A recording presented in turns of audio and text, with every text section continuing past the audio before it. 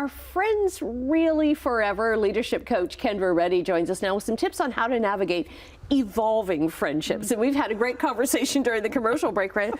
Things change, right? Yeah. Like your life changes, where you work, where you live changes. So friendships evolve that way. Yeah, absolutely.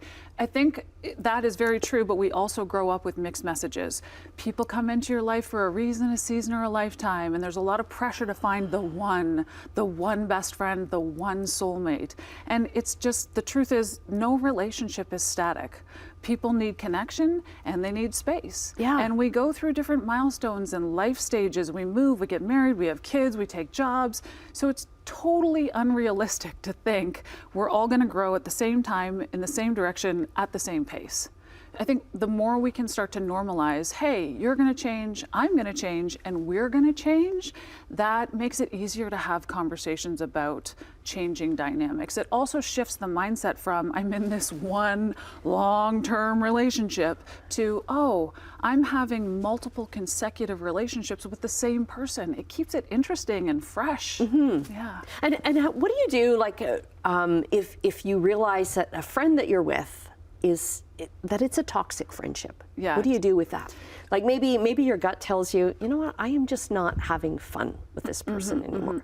I think communication and boundaries are key. In marriage, we take vows for better, for worse, in sickness and in health, for, till death do us part. It's very explicit. We don't take vows in our friendship about when is this going to end? How are we going to? Or if it ends, what do we do? Exactly. How are we going to do this? And so I think it's totally normal to have people ebb and flow in and out of your life. The more we can communicate that, hey, I'm going through some things right now. I might not be as available as I once was. The more we're willing to be open and honest in the moment, even when it's uncomfortable, especially with someone who's kind of toxic.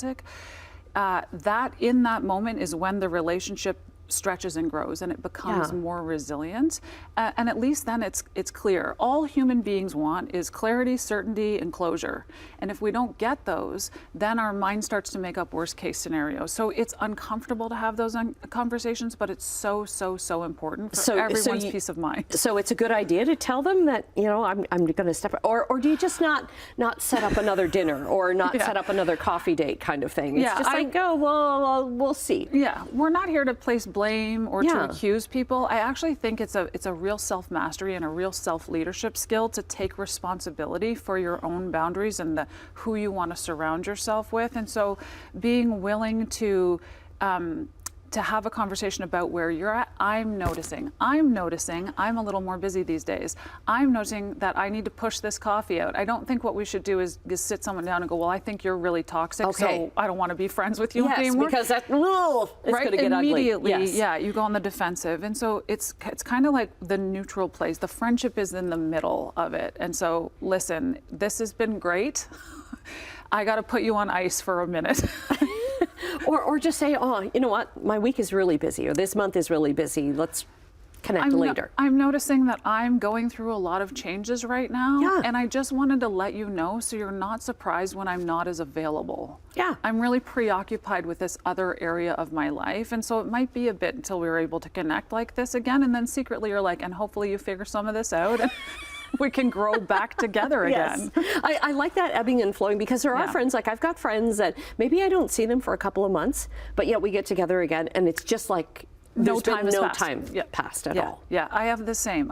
People come in, again, anything in life that's healthy expands and contracts. Our social circles, our communities, they're supposed to do the exact same thing. And so I think when someone circles out for whatever reason, it's an opportunity to deepen existing relationships or to invite new people in. But it's so natural that there are these ebbs and flows in relationships. And I think over time, that's when you start to learn who is with you for a lifetime and who's only with you for a season. And that's okay. And that's okay, And don't feel too hurt if somebody's not responding, right? There are other friends. Because unless someone's been explicit with you and had the conversation that I've got to dip out for a minute, or this isn't working for me right now, then you actually have no control or no real idea of what really went on. So I'd say don't get caught in that time loop Yeah. of what did I do wrong, or they're such a bad person.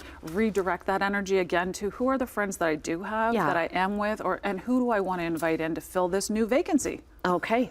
Lots of food for thought there. Yeah, thank you. Okay, we'll get your socials up on Thank our you. website, the links at chch.com/morninglive.